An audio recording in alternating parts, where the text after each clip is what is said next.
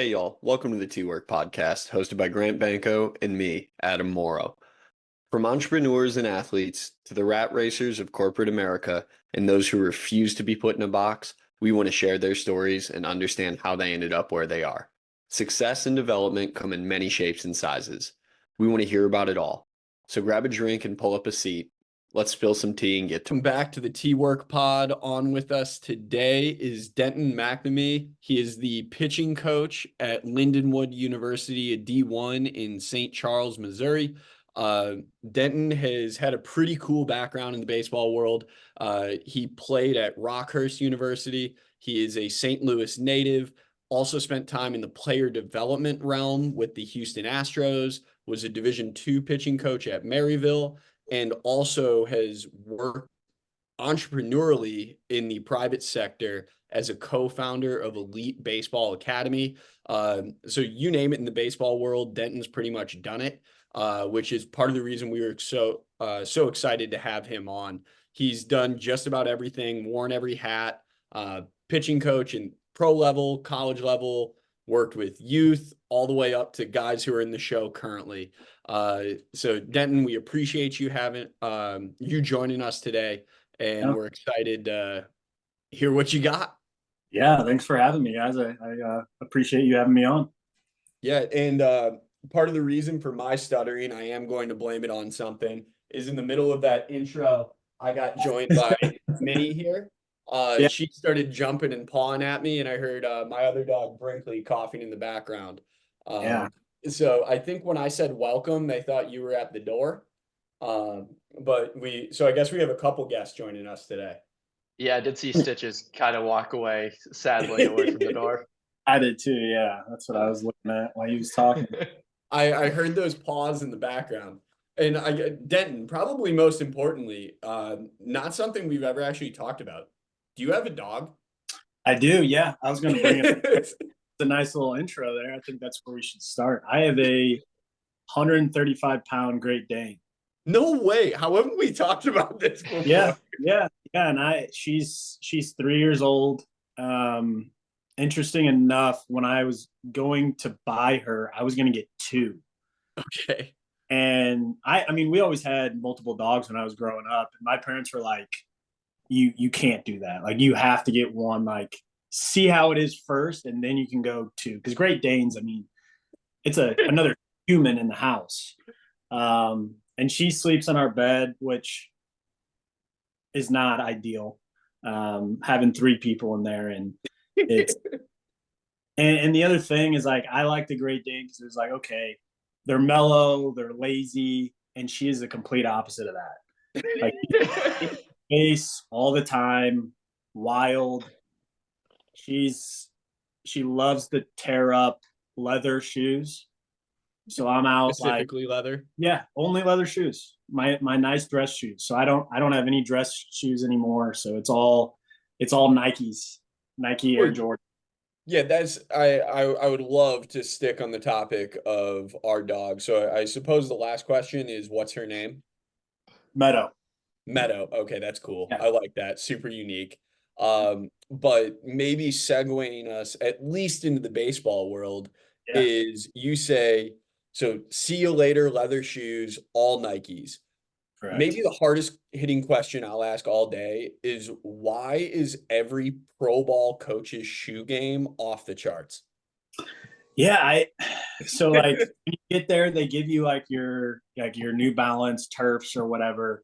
But those just stay in the box. You don't actually use those.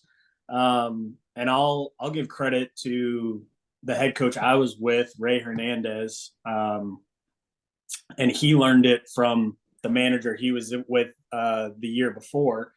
But he was like, man, if you're going to coach first base, if you're going to, coach third base, go on mound visits, do whatever, like, you have to have nice Nikes on.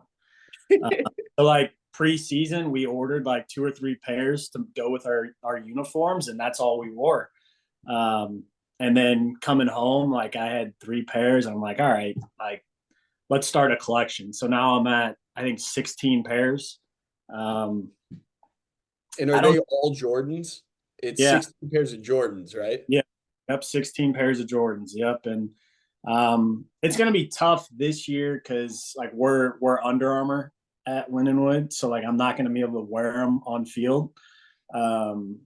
But yeah, I just think it's part of the culture a little bit, and every team kind of has a different way of going about it. But you see all those big time school like UNC has their their Jordan connections, and you see all with those.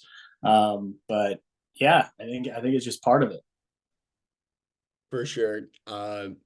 Yeah, and I mean, I got to see it firsthand. Heck, we were at Wake Forest for a seminar, and you busted out at least two different pairs. You had a sick pair of red ones, or red accent, and then you had New the white black and and gold. golds. Yeah. Yep.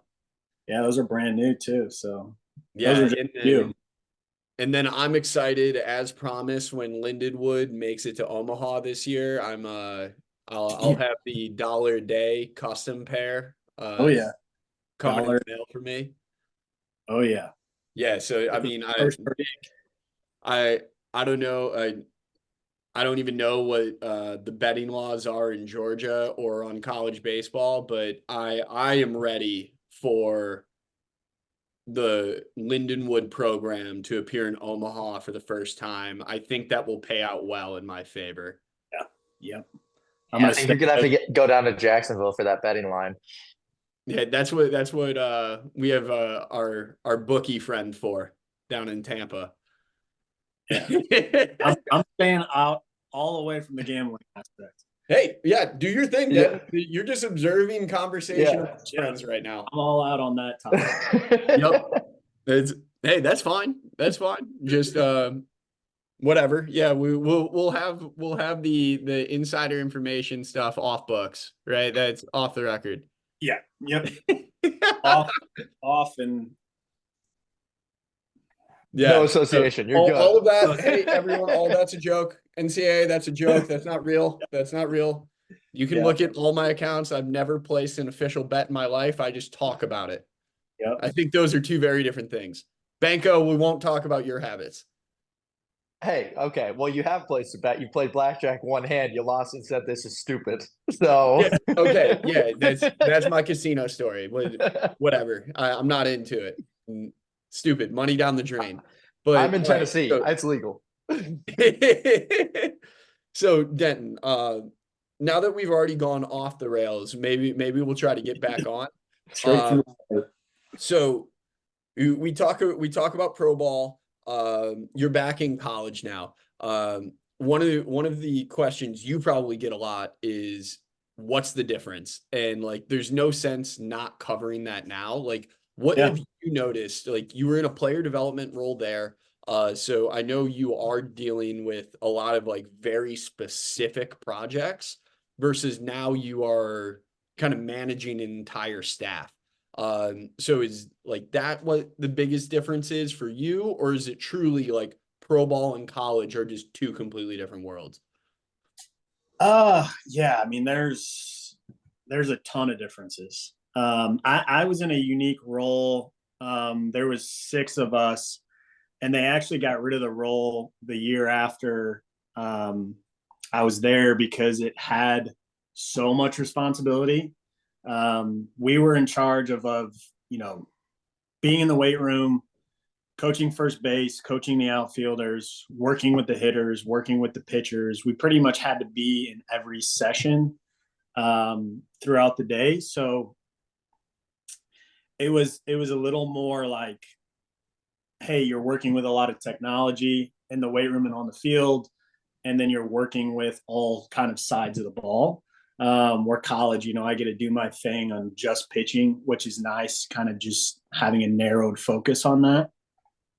Another side is, in the minors, you're trying to get to the next step, rookie ball, low A, high A, double A, triple A, big leagues. So we're just kind of like a stepping stone to the end goal. So when I was in Quad Cities, we had, I want to say 65 players roll through. So you're working with the pitching coach from, rookie ball or, the spring training facility. So there's a pitching and a hitting and a strength guy there, and then they come to you. So it's like having that similar language, but also seeing where they left off and picking up, because you're just another stop. Now I have 20 pitchers on average that I get to work with, and I get to have them for years on end, where, Luis Garcia was a guy we had at Quad Cities, and he was there for about a month and a half, and then he's gone. Our first half team, we had, I think, 3 guys in our playoff game that started the year with us. So it was a whole new team. It was a different roster.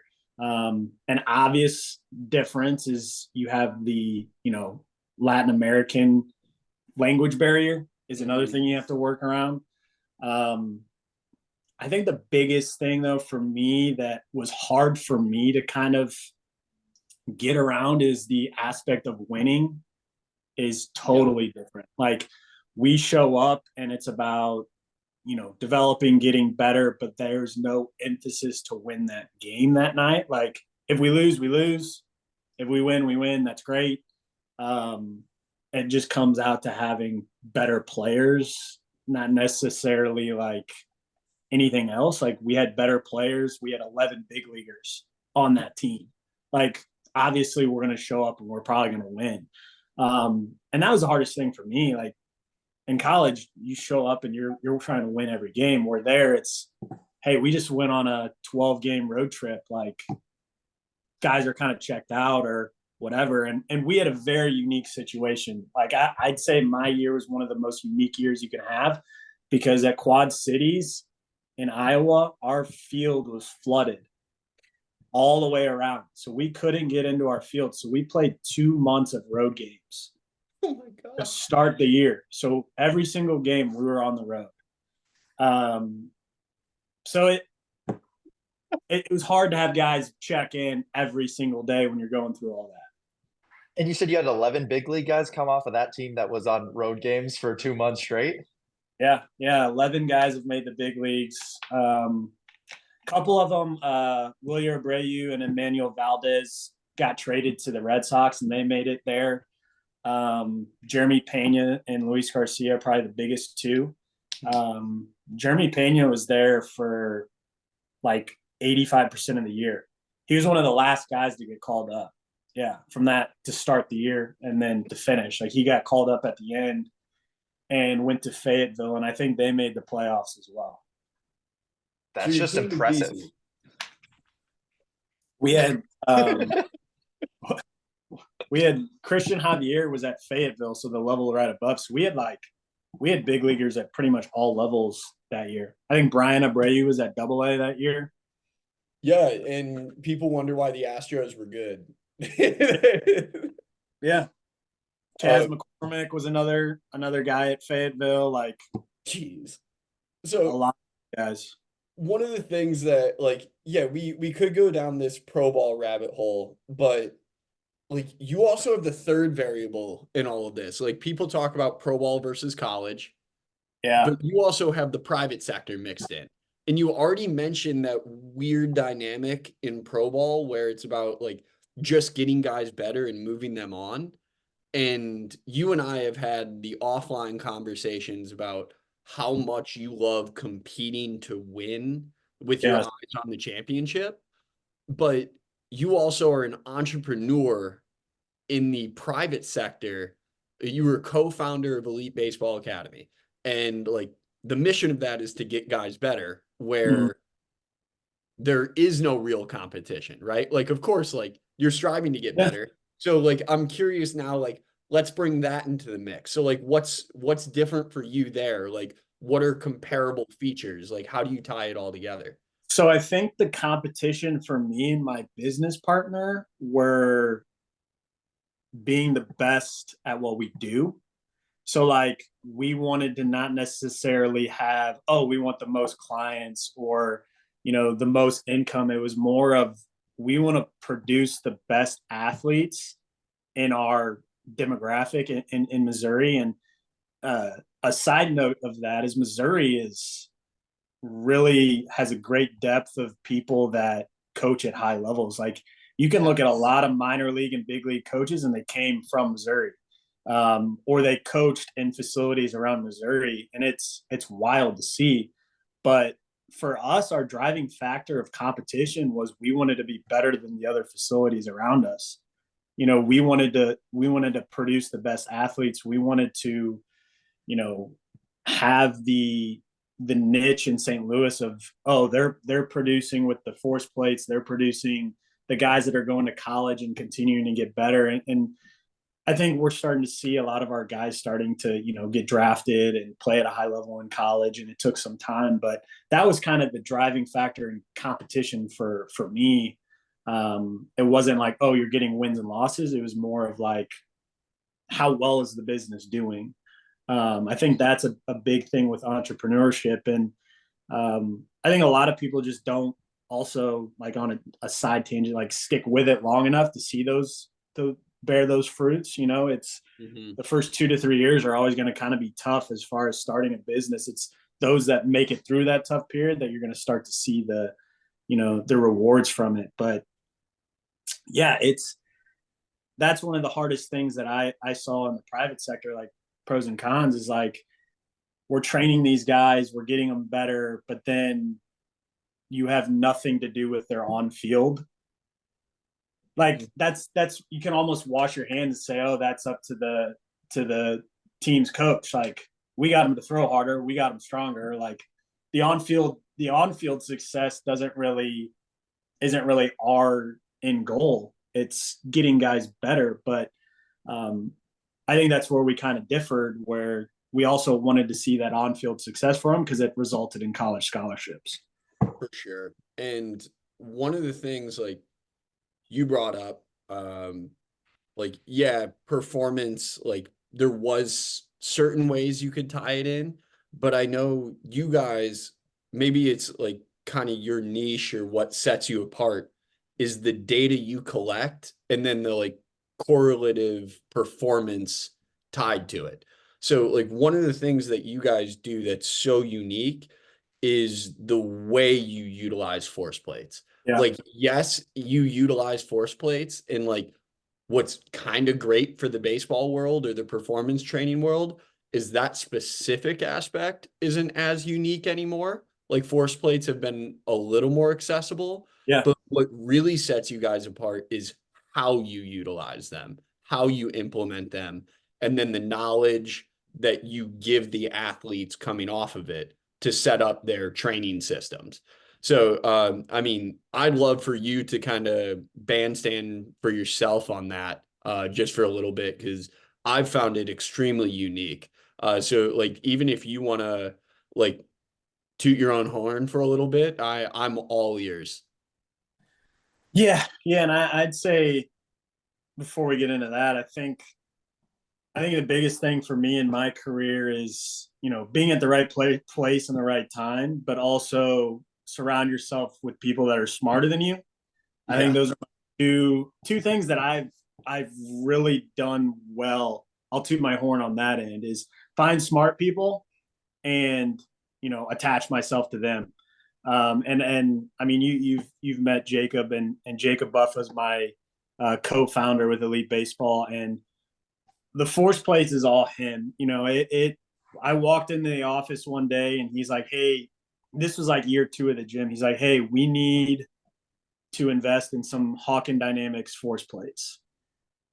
And I was like, don't know what they are, but if you're in on it, let's do it. Like, let's buy them. I'm all in. I trust you. And he got them, started playing around with them, doing all this testing.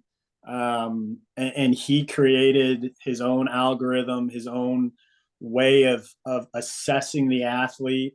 And all I did was I just collect as much data and I sold it.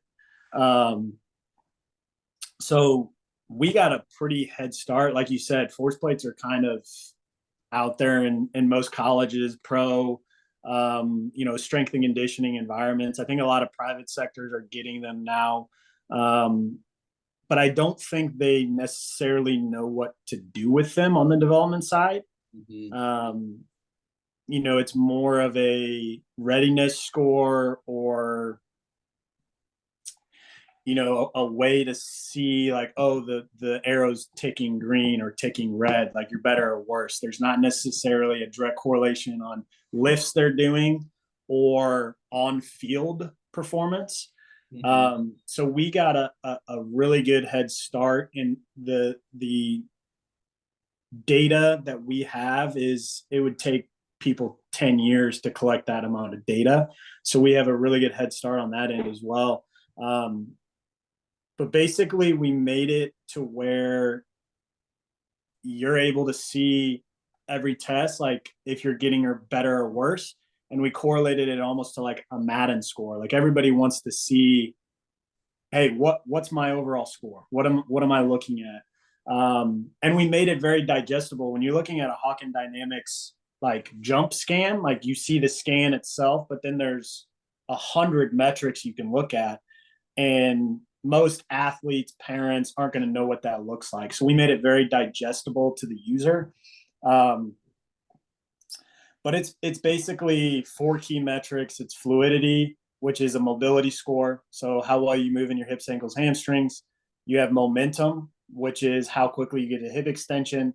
You have power, which think fast twitch, slow twitch muscles, how fast you're moving a barbell. And then strength, which is kind of the eccentric phase, but that's kind of how much weight's on the bar. And then we base all our programs on kind of your weakness, your injury risk areas. We improve those, and then we try and improve across the board. So an old standard of, hey, is this weightlifting program working, is, oh, my maxes went up, which that's kind of an old way of looking at it. I mean, if you probably shouldn't be maxing out every single month.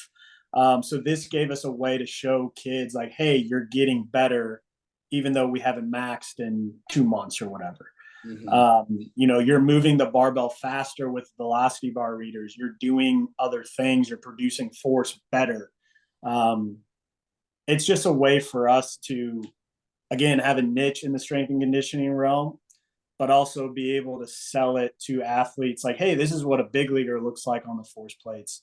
And like with the percentiles on your guys' stuff, like kids like to see that, like, oh, I'm at a pro range, or I'm at a college range, or I'm at a high school range.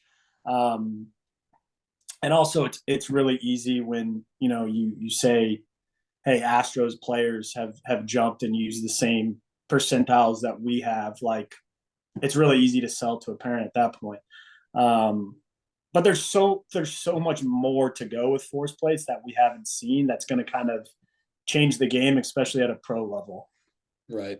And I mean, heck, all those reasons are why I've enjoyed working with you so much when it comes to Flex Pro Grip, because I know you've attacked a lot of these same problems from a different like point of view. Like you're doing it from the holistic athletic improvement, whereas Flex Pro Grip, we're looking at a very specific part of the body that's impacting guys, like, right, we're just trying to limit injury risk at the elbow. And I mean, that's why, like, whether it's data visualization, scoring systems, like, it's always fun to have these conversations. And like, I'm already excited for the next offline talk that we're going to have, but regarding like readiness and all that. So you talked about maxing. So maybe we'll make this personal for Banko in a moment. So Banko will hop on any lifting trend that pops through his algorithm online. So you said you're kind of changing the way you're assessing athletes. And I know Banko has gone through times where he's maxed out once every week. He's gone through times where he's done these insane, like, Russian lifting programs where he squats every single day for a calendar month. So like, have you been able to take what you're doing and apply it to like a washed up baseball player? Like, have you guys trained the weekend warrior at all yet, or are you strictly athletes at this time? Yeah, so I mean, we have, it's tough to say, because like like one of our washed up athletes is Braxton Martinez, who's a minor league hitting coach with the Rays and just got done playing 3 years ago. Okay. So it's like, that's not really like, he's still an elite level athlete, you know. I mean, I've jumped on him. We've had a lot of coaches at the facility that have jumped on him. Buffa and I did our force plate plans the first few years, as far as, you know, I was, you know, low power, he was low strength, trying to see what exercises improve those the quickest. But not really as far as like really removed from sports. The biggest thing is like we're trying to improve, you know, injury risk and on-field performance. Right. So like, I don't know if it's necessary for somebody that's not looking, maybe if you're playing like beer league softball and you want to hit the ball farther or something like that, like we can probably go about it that way. But I would think if we jumped you and we put you on the right program, like you'll see improved performance. But are you going to look in the mirror and be like, oh, you know, I'm shredded or whatever? Like, I don't know if that's where we're going. Oh, and I know I'll add some context here. It's fully known that maxing in lower reps not going to give you the aesthetic weekend warrior look that you want. That's not the lifting program. It is solely to say that I am maxing this amount for squats or bench or whatever. It is not for athletic performance. It is solely for to be good at bench. I am benching. To be good at squat, I am squatting. And that's the thing, right? Like to be good at, you have to do more of it. You know, like when I got done playing baseball, I sucked at benching. Like we never benched because we heard it was bad. So when I got done, like I benched 3 or 4 times a week and my bench went up. So it's like that side of it too. Yeah. Actually going down that rabbit hole, then everyone that played baseball, I think in our age group got the do not touch a barbell, do not do shoulders, do not do overhead press, do not do straight bar bench. What's your viewpoint now that you've sort of worked sort of in that private sector realm in pro ball and sort of more studies have come out? What's your viewpoint on sort of those things now? I think the bad thing is it's still don't barbell bench, don't bench. Like even pro guys are like, oh, I don't want to do that. Stay away from that. All our programs have dumbbell bench in it, whether it's flat bench, floor press, single arm, 2 arm, you know, eccentrics, pauses. I think the hard thing with barbell bench is like for whatever reason, when kids get under it, the form goes out the window and they just want to throw up as much because they never get to do it. But I mean, we've had programs where guys barbell bench, you know, safety bar bench where it's neutral. Like we do all of those. I think with anything, like I've always been on the other side, like don't get too narrow-minded or stuck in your ways. Like if someone presents to me with, you know, evidence that this works, like I'll listen to them. I'm not going to shut it down. I mean, the whole thing with squatting, like ass to grass, parallel, you know, bending the knees, like what everybody's on a different side with that. Like I think every athlete's different. I think every athlete has different mobility restrictions. I think every athlete moves in a different realm as far as fast twitch, slow twitch, needs different things with different you know, velocity bar readers. You're working at different speeds. Like I've always been on the side of like don't knock it until you hear or try it yourself.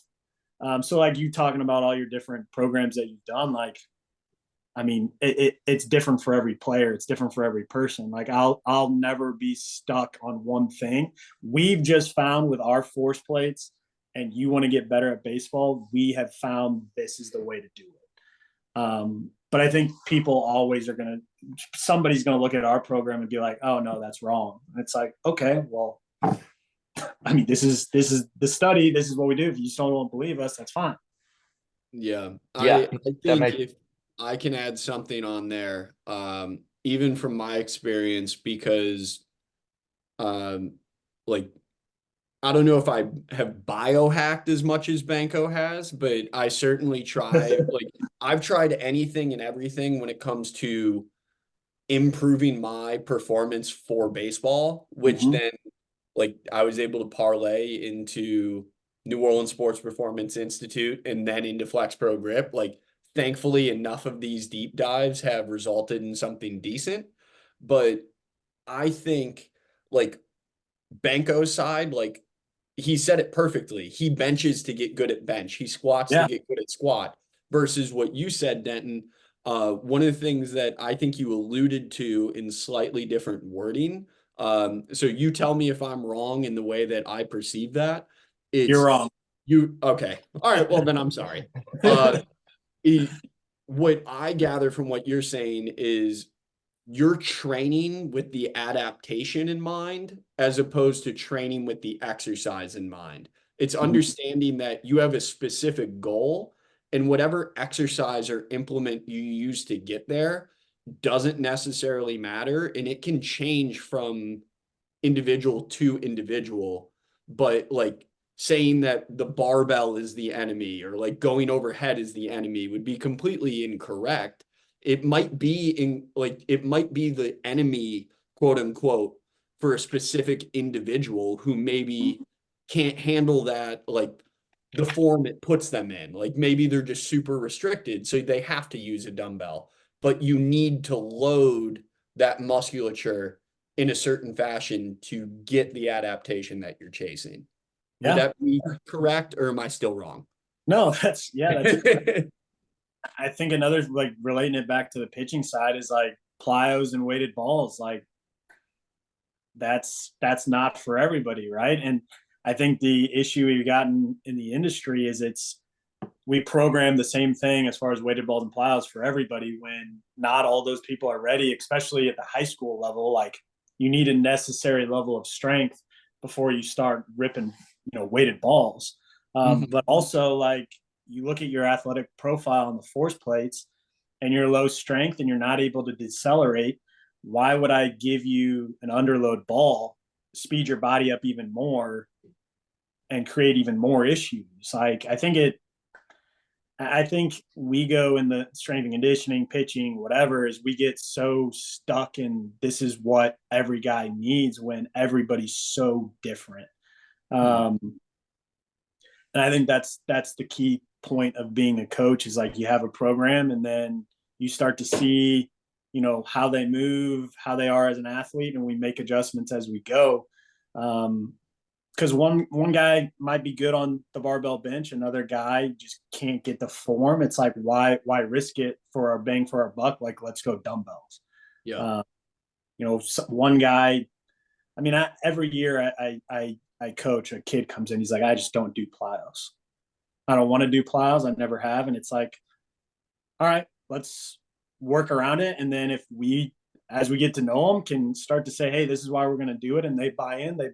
But probably not going to get to that kid if you force him to do plyos. But yeah. So go ahead, Banko. I was gonna try to take a step back a little bit with the force plates. I mean, you said that basically like the first time you got introduced to it, you're like, I don't even know what that is. I think a lot of people lack patience in seeing results. So it sounds like you're bought into the force plates and the sort of that training program.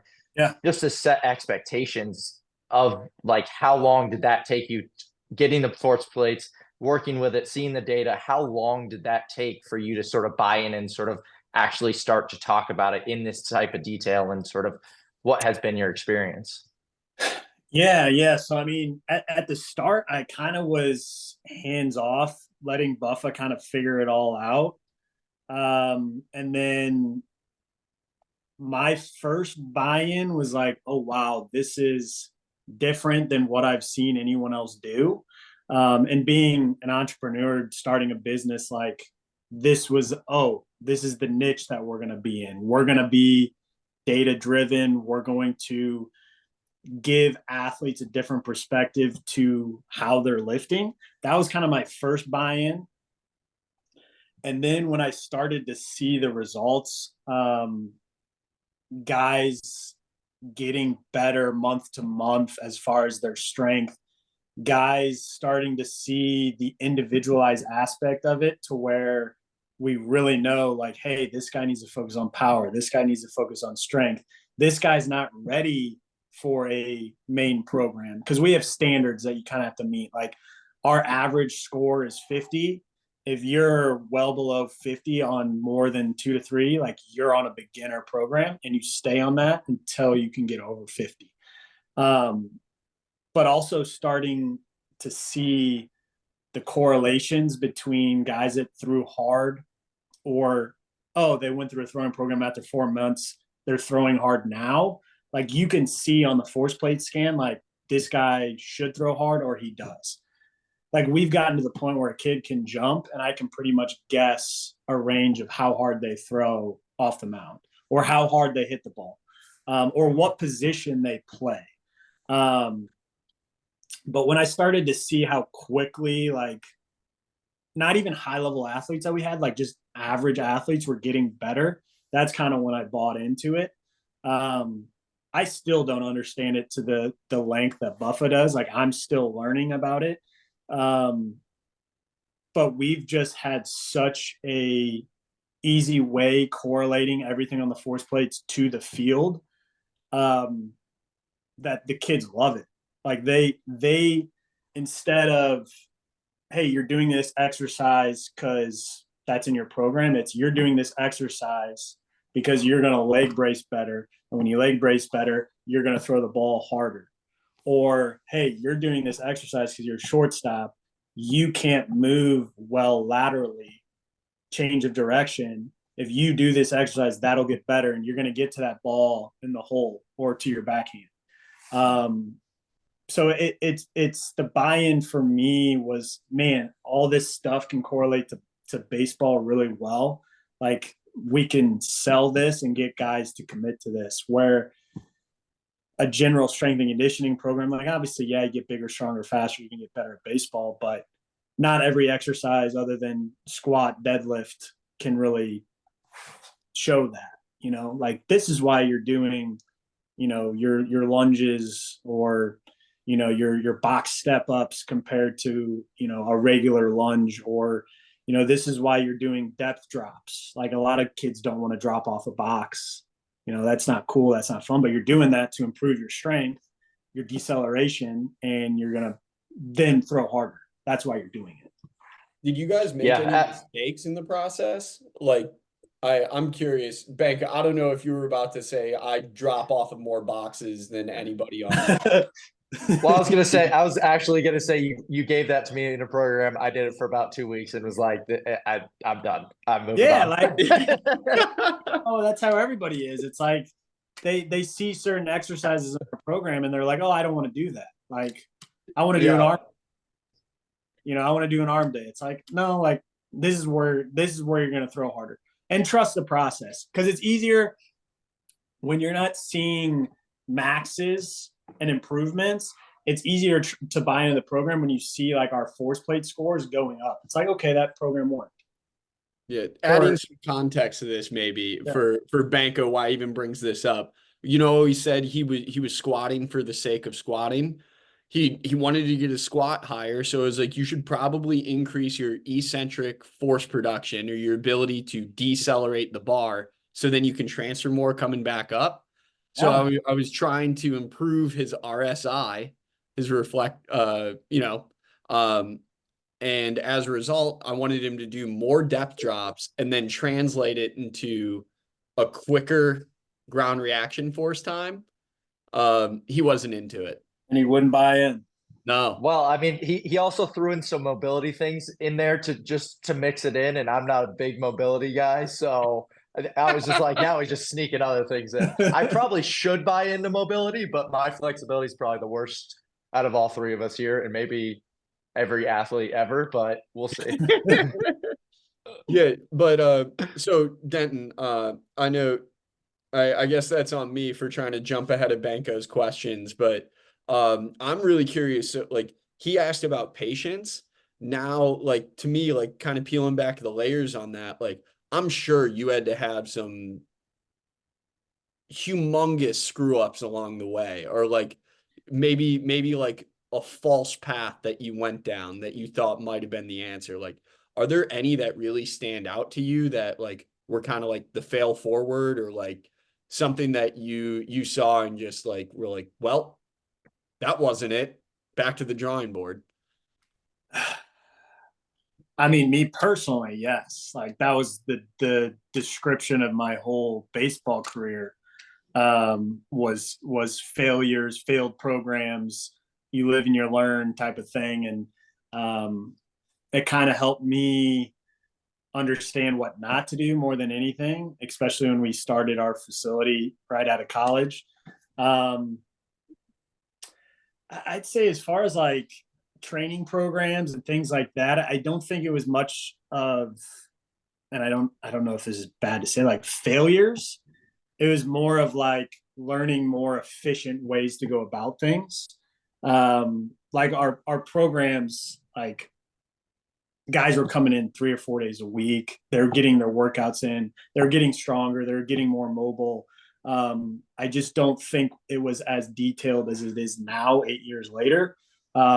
Or we had nailed down like this is the fall aspect, this is the winter aspect, this is the in-season spring aspect, this is the summer aspect. Like we didn't program it as well as we do now, to where we're managing the seasons, managing the workloads as well.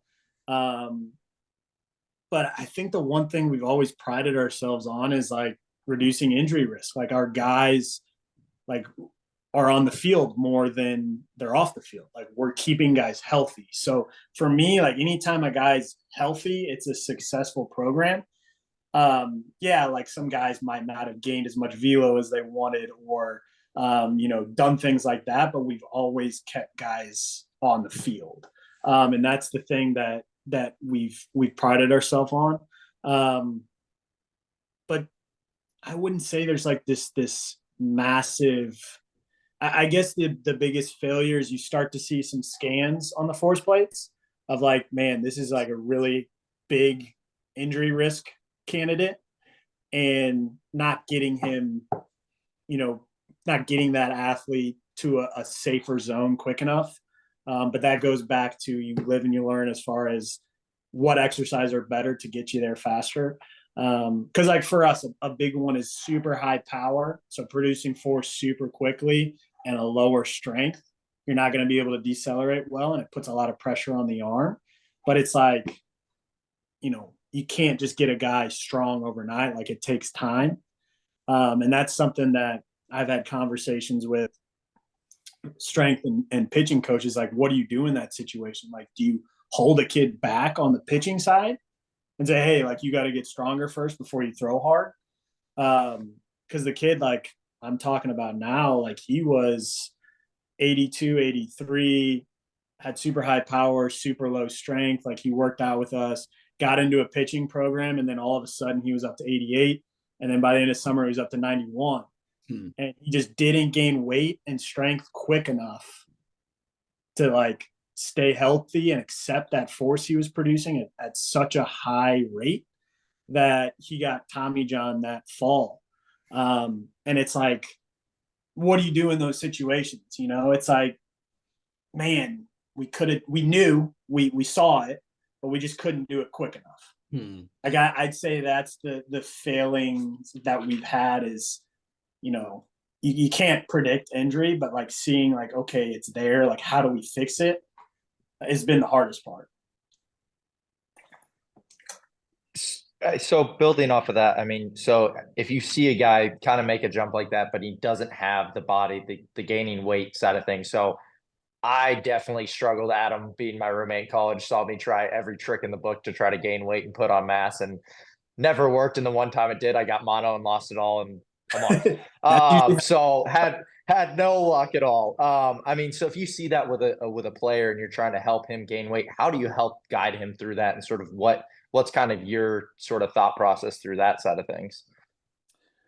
I mean, yeah, the first thing is you kind of like relay what you're seeing on the force plates, like letting them know like, hey, this is a possibility. Like it's not set in stone that it's going to happen, but this is the importance of why we're doing what we're doing in the weight room, right? Like you're going to throw hard. You're a genetic freak. Like high fast twitch muscles is highly genetic, so like having that is a gift. it's relaying that, making sure that they understand so that they're taking care of their details. But weight gain's one of the hardest things as far as a coach, because they're on their own. They're in the kitchen on their own. It's expensive to eat a lot of healthy food. So it's like there's so many different factors that are outside of your coach's control. I've seen guys gain a lot of weight, a lot of good weight. But I've also seen guys that say, hey, I'm eating everything in sight, and they gain nothing. So for me, it's a pretty easy formula. Like, you eat more than you burn. And if it's not enough, you eat more and you steadily add another 100 calories. I think a lot of times guys go off is because, oh, I'm tracking everything. But then they get to the weekend and they don't track and they don't eat enough over those 2 days. Like, it's consistency. Like, it's consistently doing this, or they'll do it consistently for a week, not see any weight gain, and they'll stop for a couple of days and they'll get back on it. It's like, you have to be consistent with it. But I think that's the hardest thing is weight gain, because especially in the private sector, like, I'm paying for a pitching coach. I'm paying for strength and conditioning. I'm paying for a club team. Like, are they going to want to pay for a nutritionist? Probably not. So that's been one of the hardest things for me. And it's even at the college level. Like, we're not a Power 5 school with a nutrition table and a nutritionist and all those people on campus with us. So it's how much time do you have to get in depth with it, and how many of us are certified nutritionists to do it? Yeah. And I guess as a coach now, do you do like a weekly weigh and try to at least have some say in the players, Yeah. and try to keep track on your end, try to sort of put some So owner on you as well? We'll do body comp testing. We'll do all that. And then, we have the scale in the weight room, and it's constantly checking in on guys. But it's been the biggest thing that's probably blown my mind in my career. Like, I've had kids that at 6'5", 160, 170 pounds that can throw 90 plus. And it's like, they look at Tristan McKenzie and think, oh, I can just do that. Like, well, I'll just be him. And it's like, no, that's a pretty unique case. Like, you're not him. And they just don't get it, and they never will. And they end up getting hurt or having, off and on years, because they'll gain weight and then lose weight. And there's so much fluctuation.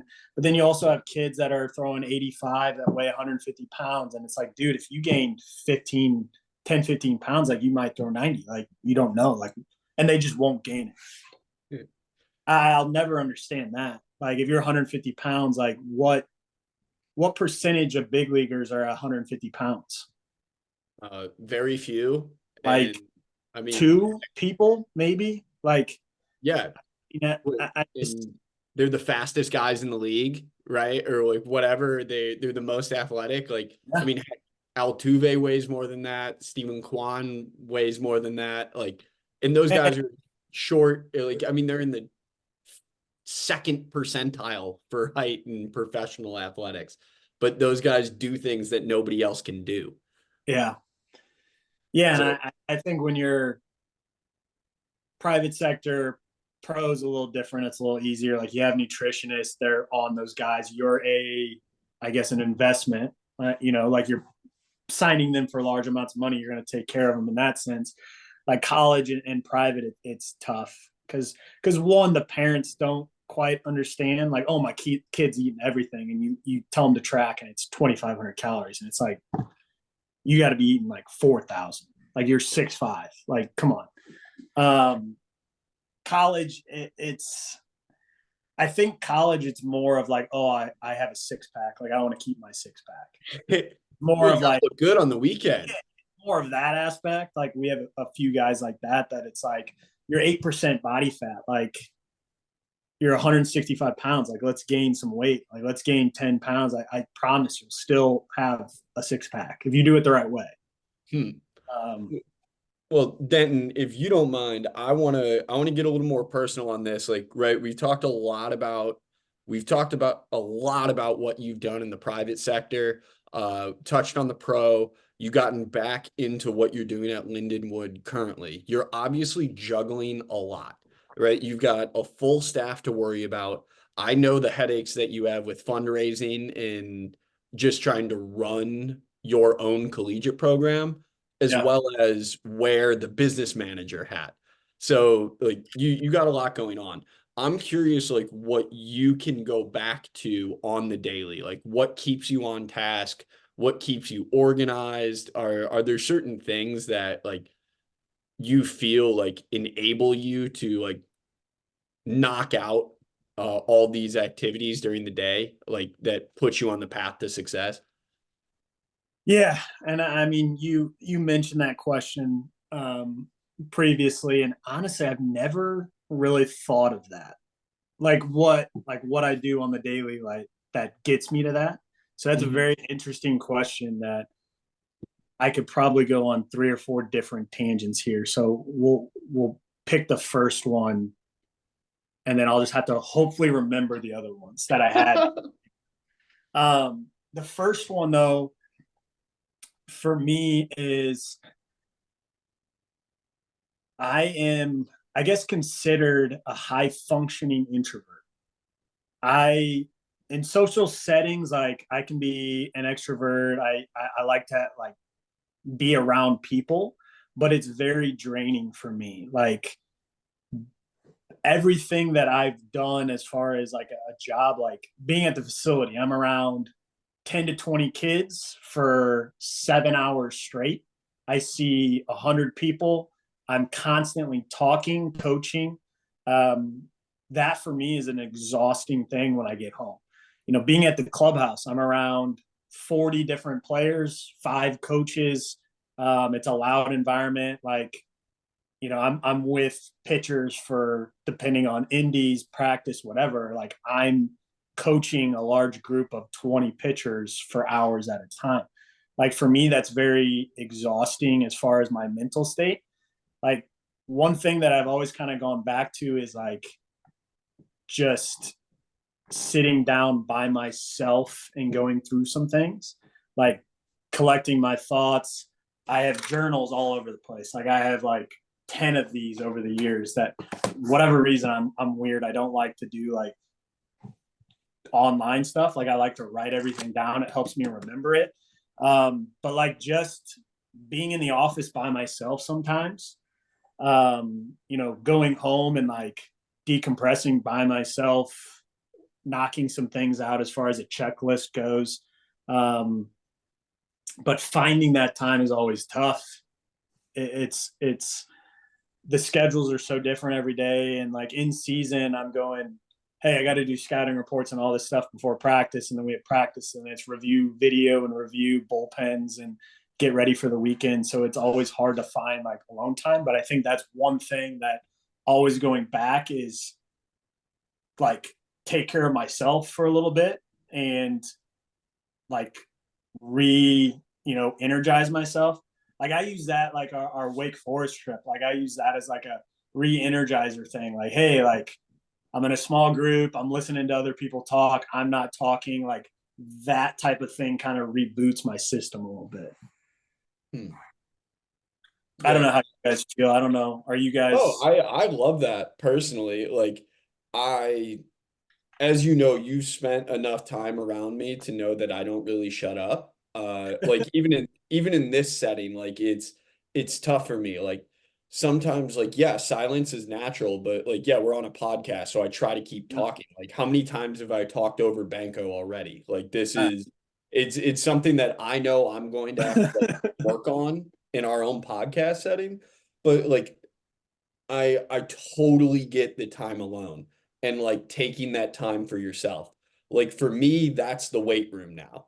Like it's my way to like it's my personal therapy, I guess. Like yeah, like any therapy and sharing is awesome, but like for me, I know I am at my best if I have had some sort of physical exertion during the day. Like I feel like that's what piques my mind. I have my best thoughts there. I'm most creative. I mean, I know Banko's the same way. Like every morning for him, like I know coffee is a ritual for him. Like this, like yeah, you can go get a cup of coffee. I mean, in our case, hopefully tea in the future, but I know coffee for him, like, is this like it's a ritual that like I don't know if he views it the same way that I would like put it to words. Like, so of course I'm gonna let him share his own story, but like I view it for him as like um kind of like a comfort thing or like a little like micro joy that I've heard get tossed around. Like Yeah. it's something that makes him happy and brings him like this sense of peace and consistency throughout his day. Banko, take it away. Yeah. Well, I'll first say I relate more to Denton than I do to Adam in personality traits. Living with Adam, he was a very big morning person. I would open my door and he would full go ask a million questions. And I was like, I do not want to talk right now. I need my mind to just think. And my mom always made fun of me growing up. I would get home from school, walk through the front door and walk immediately to my room and sit there in my room for 30 minutes just to decompress. So I completely relate to that. Coffee, I think you actually stole that from your fiance, actually, because she asked me one time about why do you go to Starbucks? And my answer was, just makes me happy.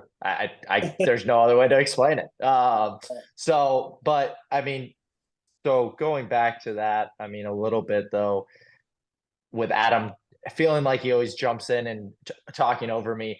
I purposely stay a little bit quieter as well on the podcast because I actually listen to a lot of different podcasts. And one of the ones I listened to probably about a month ago, Alex Hermosi is a business guy and he was a guest on a podcast. And the host of the podcast sort of asked him, how do you like being on different podcasts? Like, what do you like? Not what do you don't like? And he goes, and his response was one thing that particular host did. I can't remember who the host was, but he's like, you don't immediately try to fill the silence. You pause for a second, you stay quiet, and that allows me to maybe collect a little bit more of my thoughts and add something, even if I paused. So I'm purposely doing that myself of staying quieter. So I am quieter naturally, but at the same time, I do try to stay quiet and let the guests sort of talk through things. That's just sort of my thought process as well. And that's why I've stayed quieter as well, for context, Adam.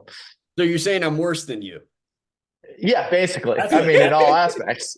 That's what yeah. No, and he didn't have to say that. We already knew that. I think that's a good point as far as like coaching goes. Like, I like to come back, look at the video, collect my thoughts, and then give a detailed answer. Like, I think a lot of times players and coaches think, oh, like I'm doing it now, like I have to have an answer right this minute, instead of giving it to him the next day and making sure that's the right answer.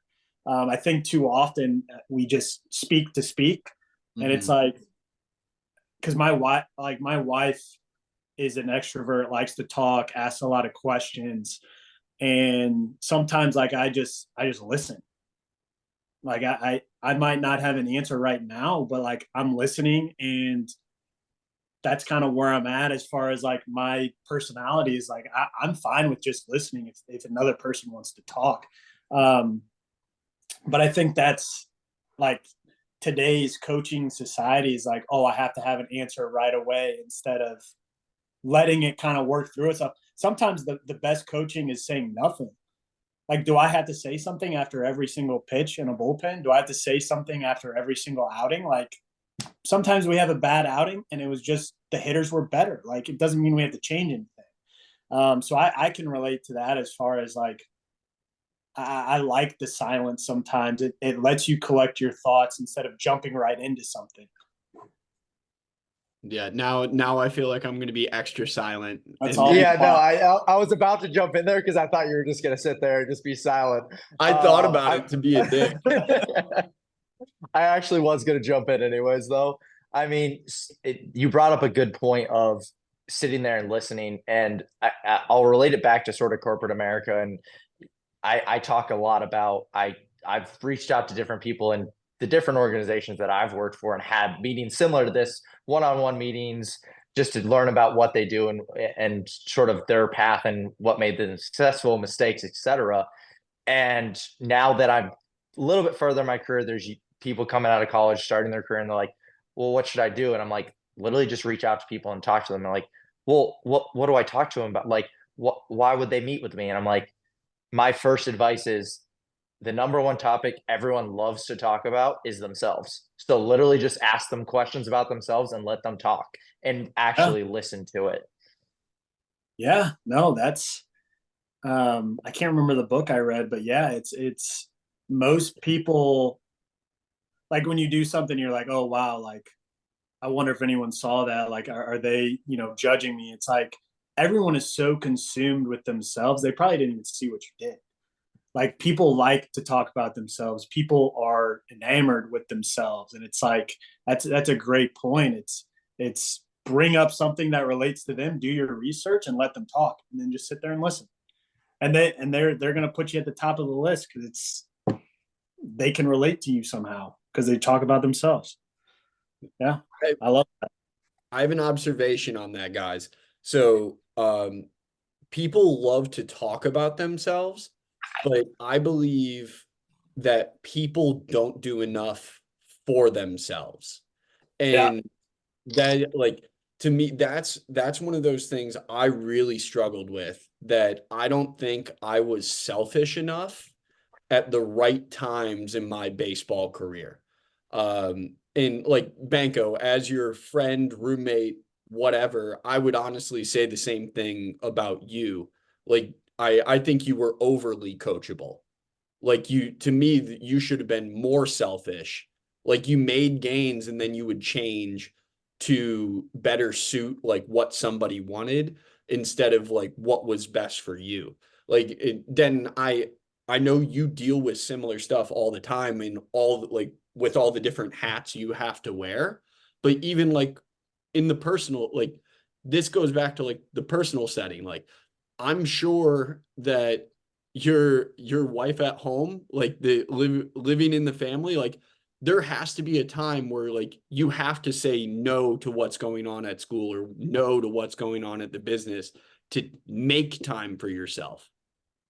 Yeah, and that was one thing I had to learn because being an entrepreneur, like nobody's going to care about your business more than you do. So like I wanted to work the hours, I wanted to put in the extra time. Like my first few years, like I was working 7 days a week. I was working to 10 o'clock at night, 6 nights a week.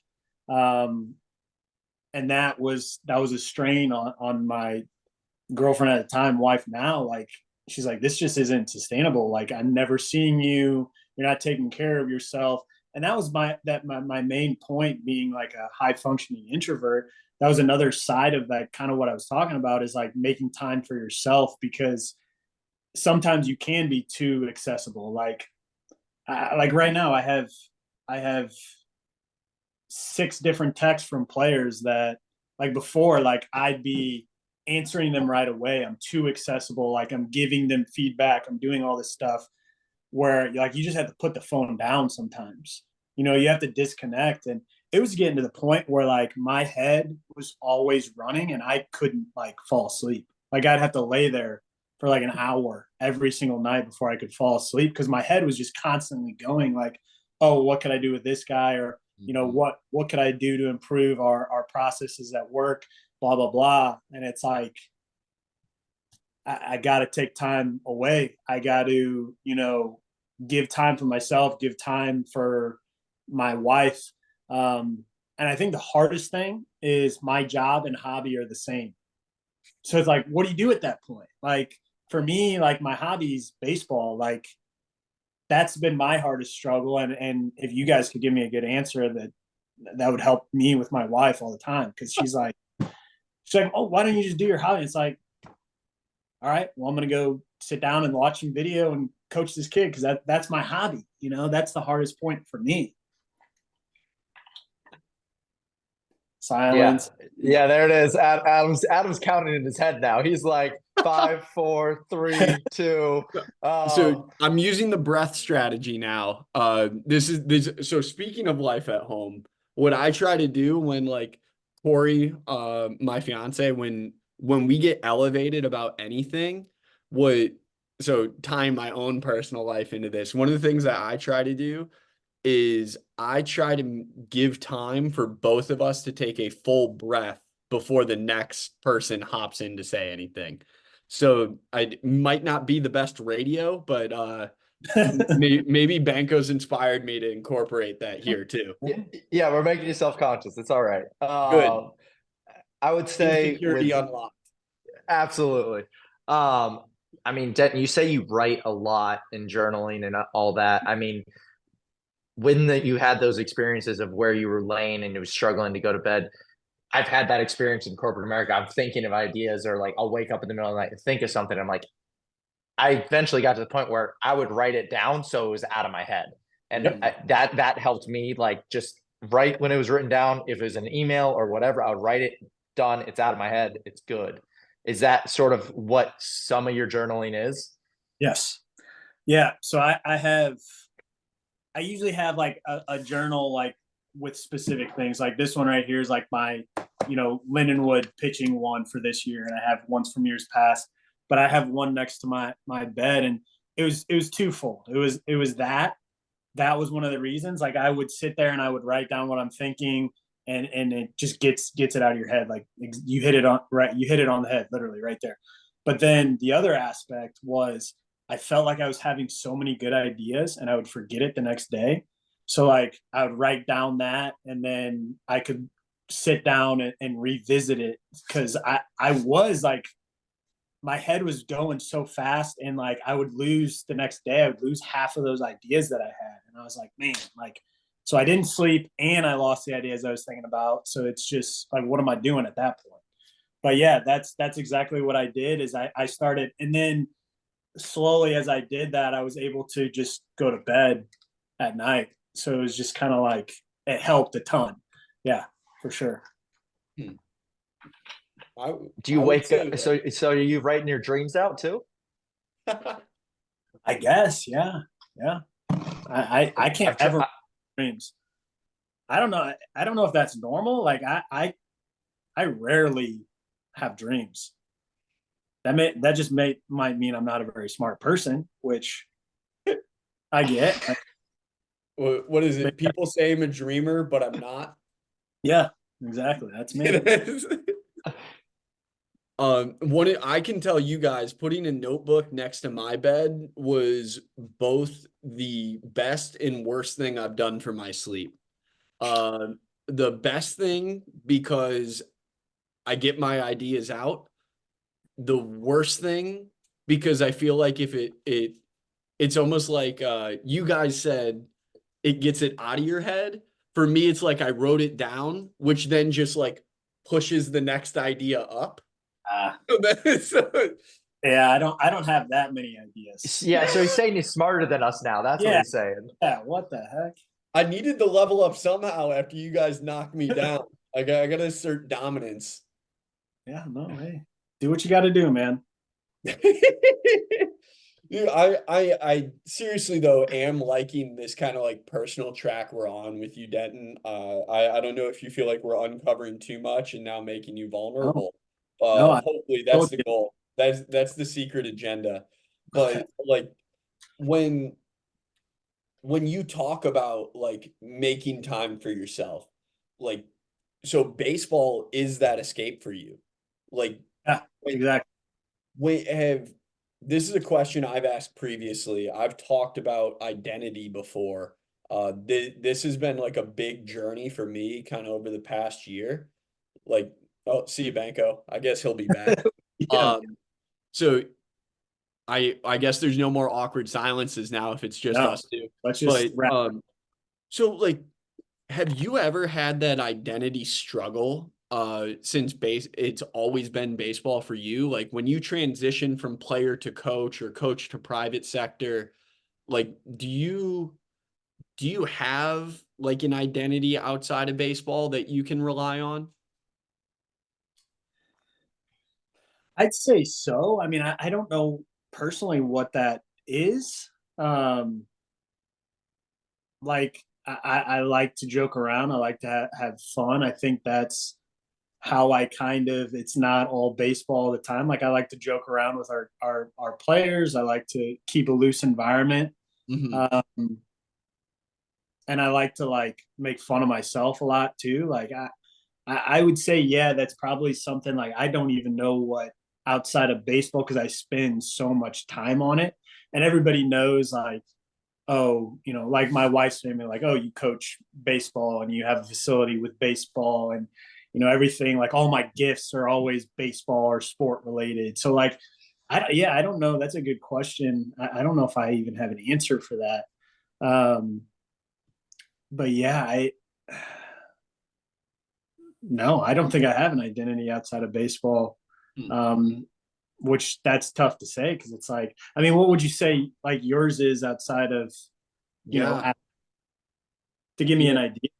I'm totally happy to share on this. And like I said, this was a long development for me, Yeah. because I really struggled when my career came to an end, just because of like the injury associated with it and like what my personal goals were within the game.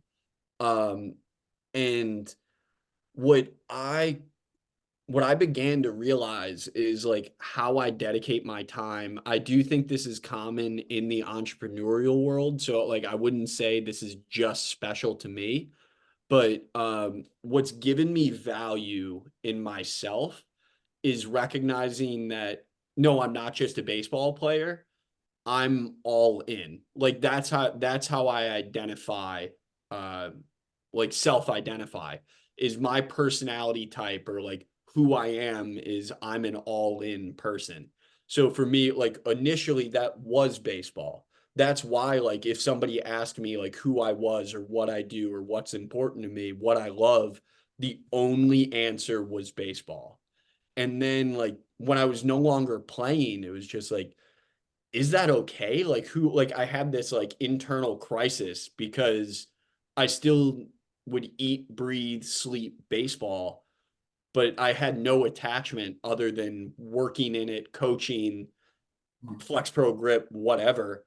But I knew there had to be more to me and there had to be more that I could give. So when I understood that, like, no, it's just like whatever it is I'm doing, I'm going to give my all for it.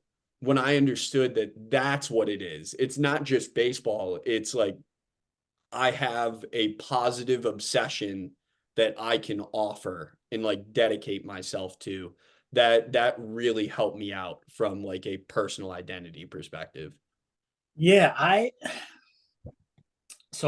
guess this is an interesting way of looking at like I really never identified myself as like baseball player, I guess. Okay. Like I always enjoyed the training aspect, being in the weight room, the training of pitching, but I always loved like when we did a program and like all of us got better, all of us succeeded. I enjoyed the success of my teammates and friends, and I'm not trying to sound like a really good person or whatever. Like I know that's gonna how it's gonna come off, but like I enjoyed the success of my teammates and friends getting better and achieving their goals than of myself.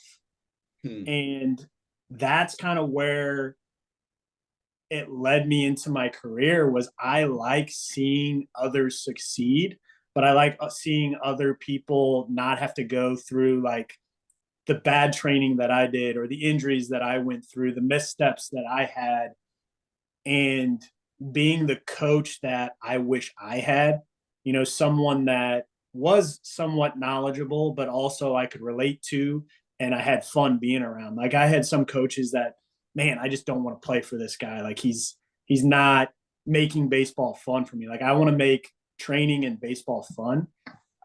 But it's like the summer team I played for, like we had, 6 draft picks on it. Like I never was like, oh, I wish that was me. It was always like, that's awesome. Like I want them to continue to play. Like those are some of my best friends still. Like Braxton Martinez got picked up by the Angels, and that's a guy I've known now for 12 years. My co-founder and business partner, we were on that team together with the 6 draft picks. We consider ourselves on there since we coach for the Astros, so we're one of them, I guess. But like his path, he's now the director of player development. Like I've never been more happy for someone in my life, but that's like a job that I dreamed of as a kid. But it's like I don't wish that was me. Like that's awesome that he got there. And like I think that was kind of I never really struggled like with being done with baseball, because I never considered myself like, oh, this is it. Like I'm a baseball player. Like it was more of, man, I love the coaching side. Like that's what I'm going to do long term. So I kind of went from being a player to being a coach with that kind of same make people better. Like that's the only goal. Like make people better and have fun doing it. I don't know if that's a better answer than my piss poor first one. No, I mean, you had to ask a question, and that's totally okay. Like you said, this isn't something that you've taken the dive on before or really like analyzed yourself on. Like I know, like it's like, what do you see when you look in the mirror? And like for so long when I saw baseball, like, and I couldn't like, I no longer represented what I always viewed myself or expected to see. Like that caused a lot of problems for me.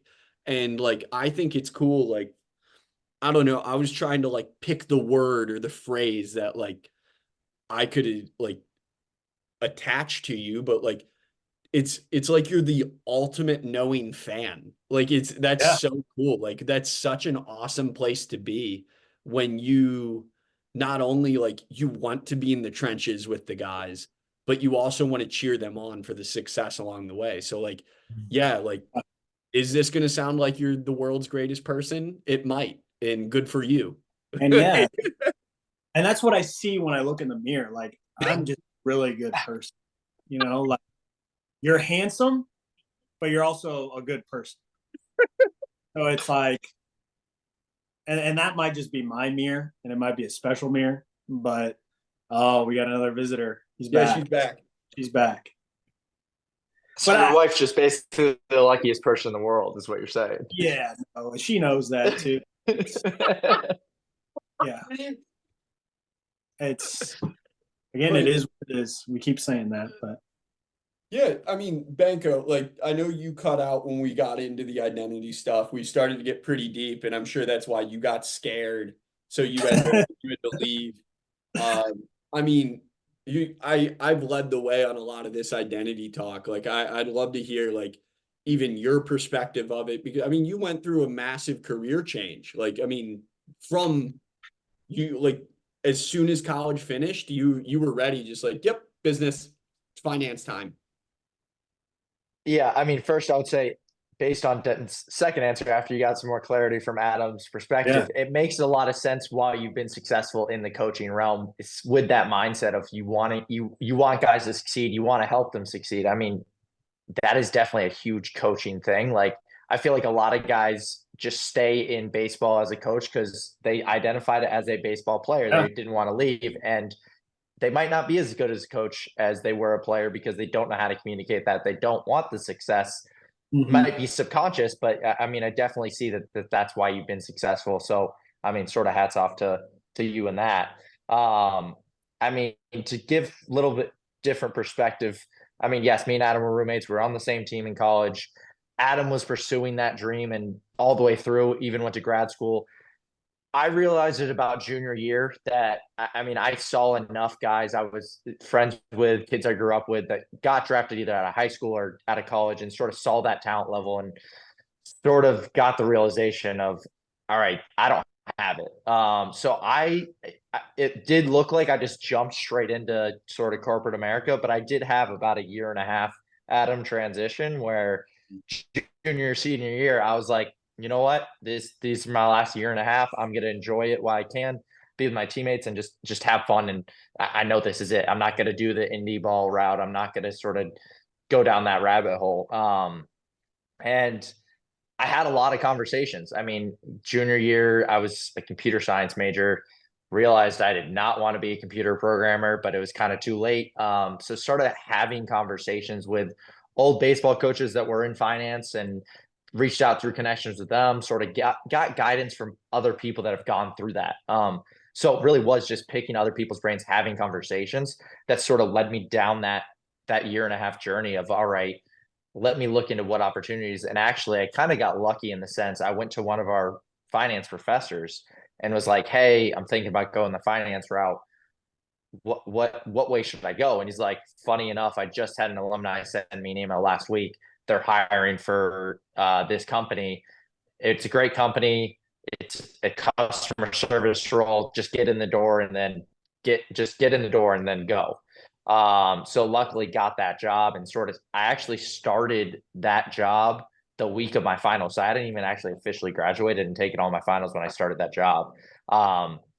Job wasn't the greatest, but it did get me in the finance world. And right away after, again, right when I got in, I started connecting with people, getting their experience. And that gave me the backing of, this is what I want to do. I actually enjoyed this. There's still a, I think it was more, I've realized I played sports. I played baseball it's a game of failure, and you grow every day and you have to get better every day. And there's never an end, basically, with baseball. There was never an end.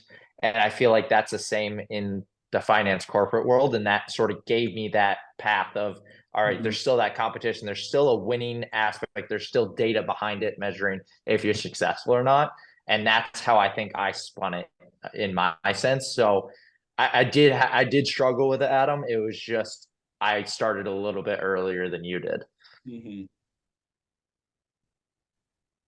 I got you. I mean, I appreciate you sharing that. I know it's weird, like the stuff we've obviously had tons of deep conversations, but it's funny now, even like what we've gotten into on the podcast with other people present that we've never talked about previously. Yeah. I get to just watch you Well, guys. I mean, it came even when yeah, I mean, I didn't even know you could draw before this podcast, and we lived together for like 3 years. Yeah, designing logos and stuff, and just, oh, I didn't know you could do that. Yeah, no idea. Yeah, I mean, so now Denton's just watching us communicate back and forth. The best. Hey, I like to listen, right? Like, hey, we're being ourselves right now. We're letting them decompress a little bit before we go back into them. Yeah, so I mean, Banko, go ahead, drill him. We've already had him for an hour. What else you got? I mean, I think a big piece that hasn't really been touched. I mean, you worked with pro ball and you wore a lot of hats in the pro ball role. You went to the private sector and now you're in college ball.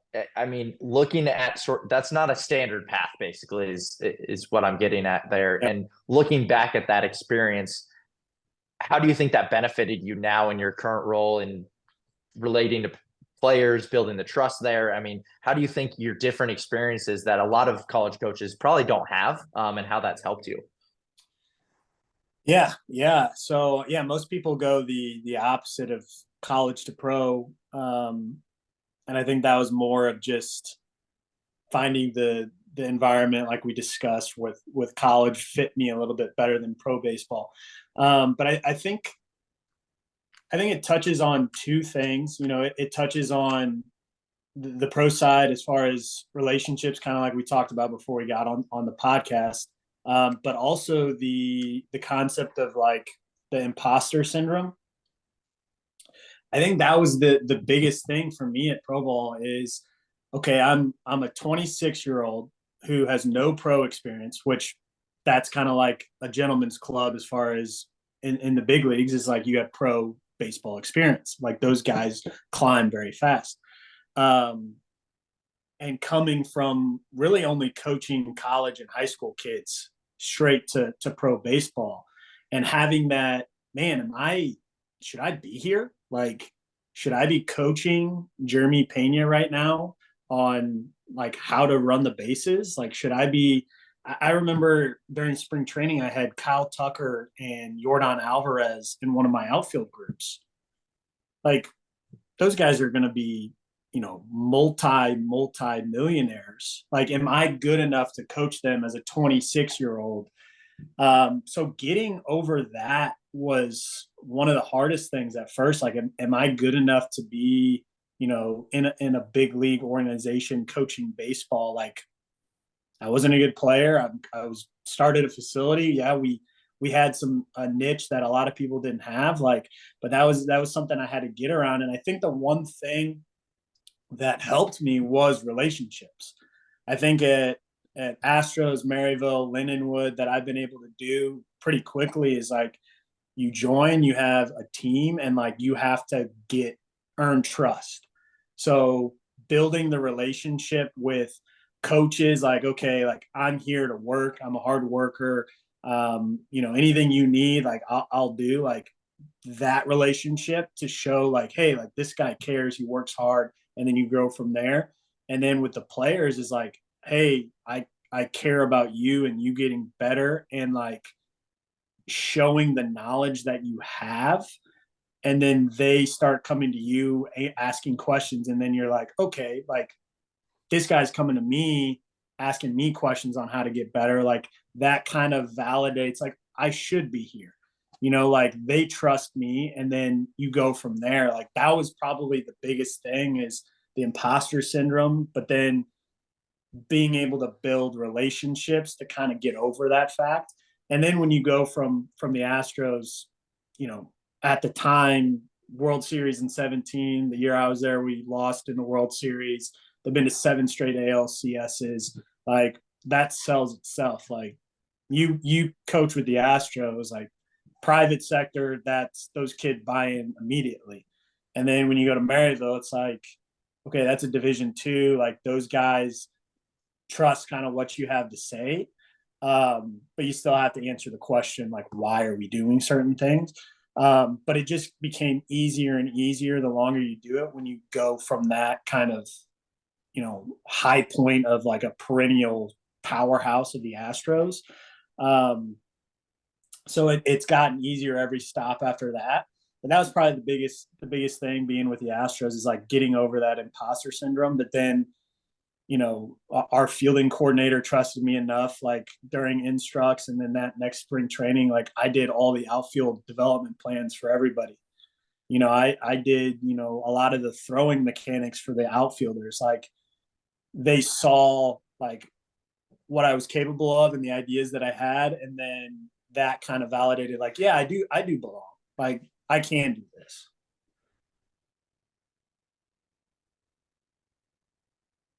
Banko, Yeah, you no, still that there? makes a lot of sense. And I Oh, think that touches on a good point of, am I talking right now? Yes or now you no? are. Yeah. Took a moment. Can you hear me? Okay. Oh, that's weird. Yeah, my Wi-Fi is great today. But I would say that touches on a good point of like experience and just taking the time it takes to just get that confidence. And I think that relates to everything. I mean, people want everything now, and I think instantly in every aspect of life. And I think it's been great in certain instances for all of us and certain things and getting things faster. But I think it's been a detriment to some people because they think that, oh, I'll do this one thing for a month and it's great. And it takes time, and having patience and understanding patience. I think that's a good perspective to have. Yeah. Yeah.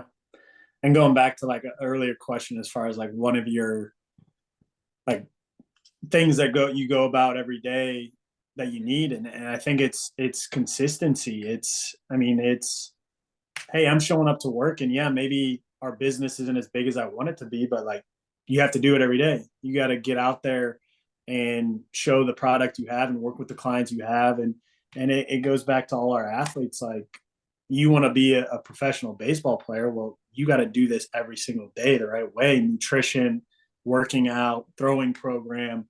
I think consistency is just one of my buzzwords that I always use with anything that I'm doing. It's staying consistent, and it stays with relationships. Like it takes time to build relationships. And I think that was one thing that when you go into anything new is like, you don't want to just jump in and start changing everything and spewing a bunch of like knowledge. It's like, consistently build that relationship and then open that door as we go. Like you don't have to go in and coach them and change things right away. Yeah, I feel like that's one of those, at least that last piece, it's if you are there, the student will approach the teacher when the student is ready. Yeah. Like you said, with building trust, being consistent, you show you care enough, you show you have the knowledge base enough. They're they're gonna tell you when it's time. You know, Yeah. like it's but thankfully, like you've been or you've been blessed, whatever word you want to put on it. You've been lucky enough or just successful enough to have all these awesome experiences that have warranted athletes trusting you very quickly, whether it's from the schooling you went through, whether it's from your playing experience, whether it's from your coaching experience.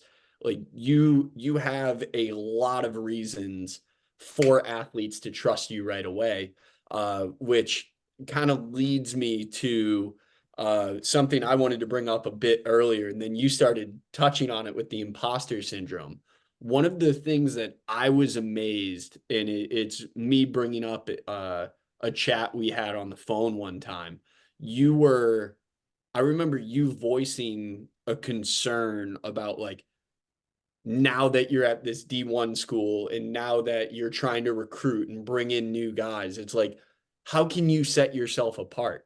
And then we have this whole hour and a half conversation today about how like the amazing stuff you've done in the private sector, in the pro world, like all these notches you have on your belt. But like even when you like you're still seeking like am I good enough, or like do I Yeah. bring enough to the table? Like it's both like awesome that you're so humble, like that's an incredible quality, but it's almost to a fault, like from my perspective, when I Mhm. see how smart you are and how accomplished you are and like how much you have to offer for the people around you. Yeah, I think that's, and I think going back to like the Wake Forest stuff is like, I always feel like there's somebody doing something different, getting these results at different schools or different pro teams. And it like, Robin Lund with the workload management, Mhm. like, oh wow, like what he did at Iowa was crazy. He's now with the Tigers, you know, he's got to be doing something, spectacular, something different. And you see the presentation like, man, like that's what I was doing last year at Maryville with my guys, the same exact workload management. And I think it's something that I don't know if it's, I don't know what it is, like maybe childhood, high school, college, whatever, but like I always think someone's doing something special, something different. And it's like, how do you beat those people when they have that? And it's in reality, it's probably not anything grand. It's probably just consistency. It's having these protocols in place and doing them consistently enough and having guys buy in. Um, but yeah, that's, for me, like there's probably always doing someone doing something better. And that's kind of what drives me though. It's like, I can't do what I did last year. Like I have to continue to get better with the things we're doing, the technology we're using, how we're looking at things, um, which I guess is good and bad sometimes. Cause like, yeah, like I remember that conversation. It's like, and what am I going to tell these kids in recruiting that's going to separate me or our school from others? Um, yeah, that's something that I'm always thinking about. I'm curious if that actually kind of goes back to when we talked about identity, kind of circling back on things, and you like kind of being the ultimate fan. Like you want to be in the trenches, you want to experience with others, but you also want to cheer them on for their success. And I maybe there's a piece of that, like I'm just trying to put two and two together from Uh, like listening is maybe it is that like because you always want what is best for others, or you're always seeing these awesome things that others are accomplishing, that maybe sometimes it's hard for you to understand like or see yourself in the lights like, you know what, I'm the freaking man, or my program's the best, And this is why, like, we've done all these things. You're used to watching it instead of like seeing it like, you know what, like we won, we're the champions, we're the best, whatever. Yeah. Like that can be hard, like to see yourself as the best of the best. Yeah, no, I didn't know this was going to be a therapy session today. I mean, that makes sense. Yeah, it's like I'm a fan of their work. Like it's what's probably best for the athlete, but it's like it's something that we could already be doing. Yeah, that's a good point. I think that connects a lot of dots right there. Well, cool. I'm really excited to tell my fiance that we had another big breakthrough today. Yeah, yeah. You're earning your dollar a day, man. You're earning it. So I mean, I should probably shut up because I don't know if I can add anything more of value. At least I'm pleased with that one. So I'm gonna chalk that up on my end. So Banko, feel free to take us home. Maybe I'll sprinkle something in later, but I don't know. I just really wanted to get that off my chest because like I know like Denton, I've obviously been a fan of yours since we started working together earlier this fall. And I think that's one of the things that's both one of your most impressive qualities, but also something that like I don't even maybe it's something that I feel like I share with you as well. So I've been able to witness it. Like Yeah. I think you bring incredible knowledge, skills, and abilities to the table. But sometimes I feel like you're scared to say that, like, you know what? I'm unbelievably good at what I do. Yeah. And, like, whatever, I should flaunt it. And Yeah. like I feel like that's something that I'm trying to get better at myself. So I mean, I appreciate that from you. I'm glad we're able to have this discourse. Yeah, you just opened Pandora's box. I already said I was the best looking guy in the mirror. Like now I'm the best pitching coach in the country. Like this is gonna be tough for you to be around from now on. Hey, I'm good with it. If it brings championships, I'm in. Yeah. Banko, take it away. His wife might not let him back on the show after this. Might be a little too confident after this. No, to add my 2 cents though, I mean, I think that's having that perspective of never feeling like you're good enough is why people are successful. I think a lot of people that are successful, they think, okay, once I get to this point, I'm good. And then they get to that point, all right, what's the next mountain? I think that the bar always moves for people that have been extremely successful in life. So it makes a lot of sense with that personality. And I know we've been on here for about an hour and a half and sort of want to end it on sort of a nice, easy question. No, unless Adam wants to throw in another hardball after me. But I mean, so for perspective, obviously this isn't going to be released for a couple of weeks or a month or so, but we're at basically the end of 2023, the day before New Year's weekend. Looking to 2024, what are you most excited about sort of in your personal life and career life? What are you looking forward to in 2024? Oh man, that's a tough question. 24, I'm excited, being at a new school, being at a, different level, like pro ball, D2, now being at Division One. I'm excited to see these guys get out and compete and see what a OVC schedule is like, see what the rigors of a season look like. But I'm excited to see these guys and everything we've done over the last 6 months, like just go out and play and compete, and be judged by, wins and losses and not a radar gun and things like that. And then personally, I think I'm excited for like continued education opportunities. I'm excited to continue to learn, and hear from different aspects because at Division II, it's I didn't think there was as much like communication between different coaches and people getting together and meeting, but like meeting Adam this year and him connecting me with all these different coaches, I feel like there's a lot of opportunity to connect with people and being in baseball full time, like I'm excited to see me personally where that kind of takes me, is besides like breaking my time between all these different things, like just being solely a pitching coach. I've always been a strength coach that does pitching. I've been a performance coach that does a little everything. Like this is the first time in my career that I've just been a pitching coach.